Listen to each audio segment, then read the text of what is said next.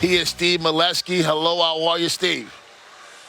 Quite a scene you got going there at Camden Yards, Rob. Yeah, that's not the scene I want. I want sunshine and bright skies and let's play ball. Now, you had a terrific conversation with Orioles director of player development, Matt Blood. What was your takeaway from that conversation? It's been a really fun year on the Oriole farm, Rob. As you know, 3 of the 4 teams have winning records. Norfolk, which doesn't, has been playing better. You know, one thing that we're seeing, I think, is the impact of some of the new young hitting coaches they brought in a year or 2 ago. Obviously, they didn't have a season to show their stuff last year, but now they do. And we're seeing, particularly Delmarva and Bowie, have really had a great year of offense, on-base percentage. They're near the top of their respective leagues.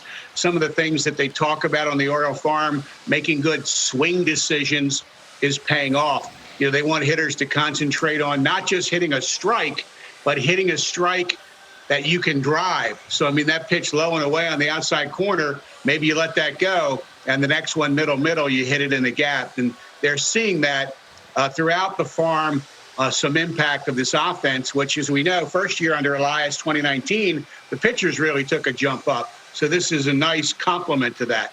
Yeah, absolutely. Now, one of the names that we talk about a lot around here, Gunnar Henderson. What is going on with the youngster? You know, there's a lot of movement on the farm, Rob, after the games of Sunday. And let's take a look. Guys were moving all over the place, moving from Double-A Bowie to Triple-A Norfolk. Yusniel Diaz and first baseman J.C. Escara. It's a big year for Diaz, I think, Rob. He got hurt, a hip injury to quad muscle. He went to Bowie to rehab. Now they're going back to Norfolk. You know, this is a year for him to take a step forward and show he can get to and play well in the major leagues. J.C. Escara, first baseman, got off to a pretty good start with the Bay Sox, so he's moving up. Going from Aberdeen to Bowie, that's a good trio there of young talent in Welk, Stowers, and Brnovich. Kyle Brnovich is a high-command pitcher, good breaking ball. Great start for Aberdeen, 4-1 with a 236. So they want to see what he can do at the higher level. Toby Welk is a guy they drafted first draft class under Elias, round 21 in 2019. Hit really well that year and has been hitting pretty well for Aberdeen, so he's moving up. Kyle Stowers has been on a bit of a homer tear recently, 900 OPS for Aberdeen, so he earned a bump up. And the big name, of course, there is Gunnar Henderson with Dylan Harris and Trevor Kay, moving Delmarva to Aberdeen. Alvarez and Sparks go to Delmarva. So a lot of movement on the farm, as you mentioned, Rob, headed by Gunnar Henderson, who now joins his old buddy Jordan Westberg with the Aberdeen Ironbirds. This lefty hitter, he's just 19 years old, was tearing it up with Delmarva. 39 RBIs that leads the organization. And Rob, of his 8 home runs, 6 were hit to left field. He's got all field power. I mean, if you really, really want to nitpick Gunnar Henderson at age 19, the strikeouts are a little high right now. But this kid is athletic. He's big. He's strong. They love his fielding at shortstop and third base. So he's going there to join Jordan Westberg and team up again. They were together at Delmarva, remember. They moved Westberg up, Gunnar stayed, and now a couple weeks later, here goes Gunnar to join him. That should be an exciting lineup now with Aberdeen, because J.D. Mundy had also moved up earlier, and he, oh, by the way, is leading the organization in home runs. So some excitement is coming to Ripken Stadium.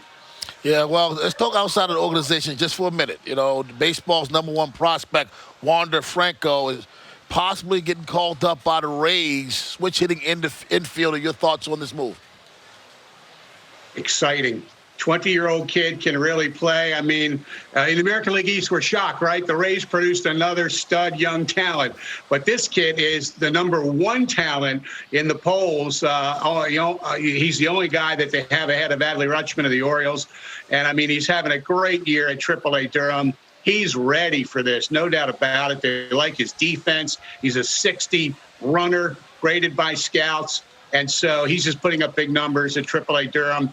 Norfolk's seen that. They played Durham a lot this year. They've had a firsthand look at this kid, Wander Franco, at AAA. And now the Orioles are going to get a look at him in the major leagues. And he's probably not going back, Rob. He may be here to stay. Now, he's the #1 prospect.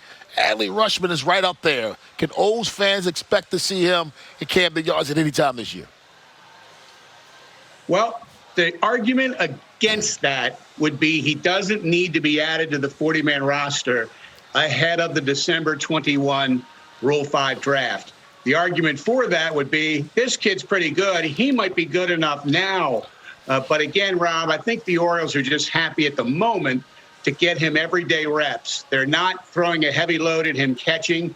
He's playing some first base. He's DHing. But this kid is an elite defender. He is the only Oriole minor leaguer among all regulars who has as many walks as strikeouts. He's hitting with power. He's hitting for average. He's doing it all at Bowie. And, Rob, look at the pitching staff there at Bowie right now. Loaded with prospects, headed, of course, by Grayson Rodriguez and DL Hall, but there are a bunch of other really, really good arms there. So if he stays at Bowie for a little while longer, he's catching some of their top guys. They could bump him to AAA later. At any time, he could go. He's probably ready for that. I'm going to guess he doesn't see the major leagues in 2021, but it's not going to be too long into the future before he will. We're having a full season in minor league baseball for the first time since 2019. Your thoughts on it, Steve? How good is this not only for the organization but for baseball?